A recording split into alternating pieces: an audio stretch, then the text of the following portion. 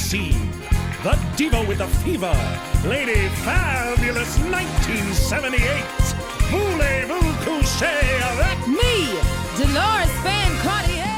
My relationship with music goes way back. It's been a part of my life since I was a child, you know. I grew up in a very musical family. My mother was a singer. My grandmother was a singer. Everyone around me sang, so it was just something that I had to do, you know, and I grew up in it. It was R&B gospel, so I grew up in the church. So it's been part of my life for a really long time.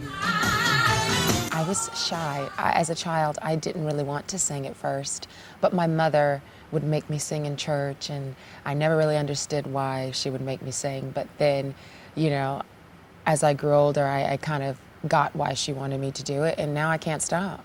I first fell in love with musical theater when I was about 8 years old. I was going to a summer arts program for music and dance and stuff like that, and we put on a production of Annie, and I was cast to play Miss Hannigan, and so that's sort of where my love for musicals started happening, because before I just wanted to sing, and I've always loved performing and, you know, dancing in front of the mirrors at home and performing for people, but I found my love for musical theater, I guess you could say, during that show.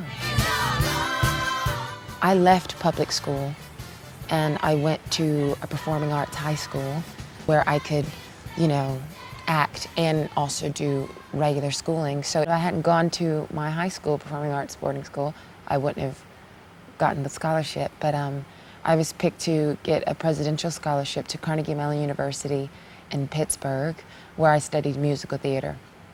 And that school is one of the top schools in the United States for musical theater.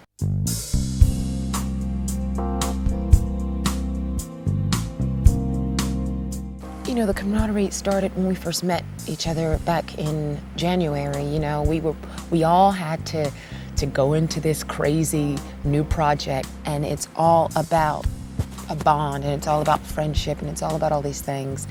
Of course, you know, you're with these people every day. These women are really, really amazing people and really great performers, and it started from the first moment I met them, so our bond from the beginning has just been really strong. Tina, come here a minute. Can you just try and sing like that opening bit of Raise Your Voice? Yeah. And try and sing it in tune? Try. Should I turn around now? Hey. Hello.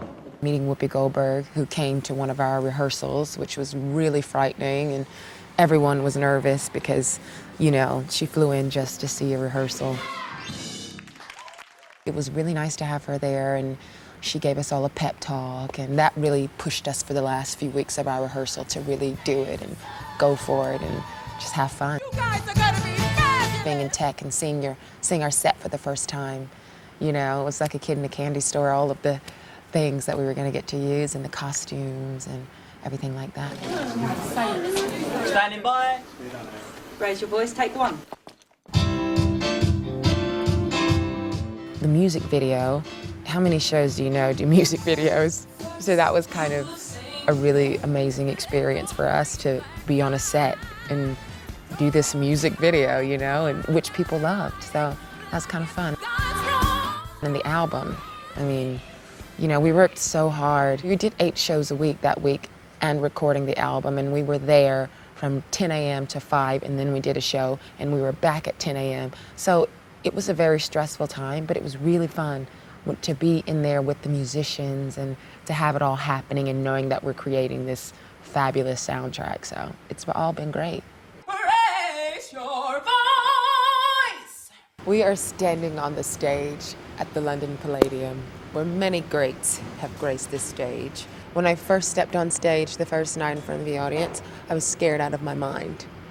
And I could not believe that all of the hard work, all of the, you know, the studying and going to school and all this stuff, all of it brought me to this place here, you know, in another country. Now I feel so at home.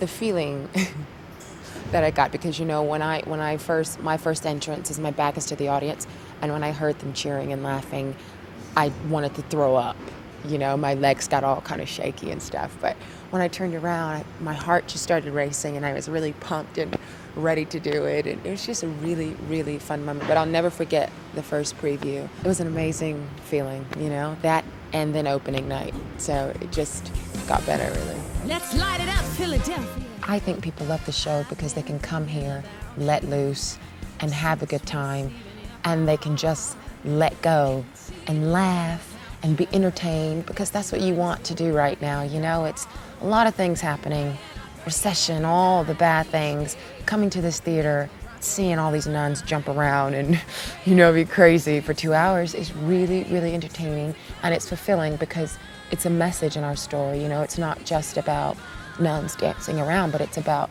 a story. It's a message about sisterhood and about being together and creating this thing, you know what I mean? So it has a lot of heart, and I think that's why people love it.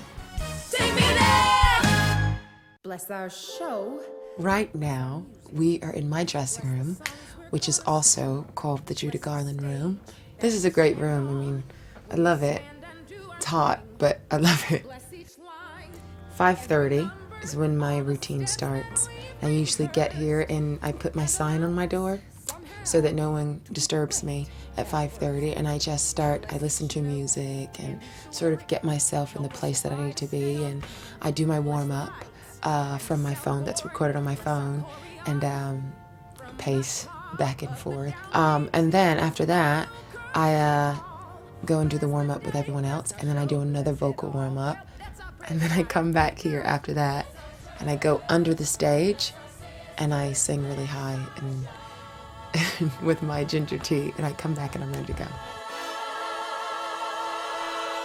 I grew up in a single-parent home growing up, and to watch my mother raise 3 kids on her own, and to always be behind me and push me to do what I wanted to do and not what, you know, she thought I should do, was one of the greatest things for me. You know, I wouldn't be here without her. She's been the best role model for me, you know. I look up to her so much. And my grandmother, they were both 2 strong women who never took no for an answer, who they were always going to do what they wanted to do, and they always taught me to do what I want to do and to go for it and not be afraid. Look at my style, could it be more glam?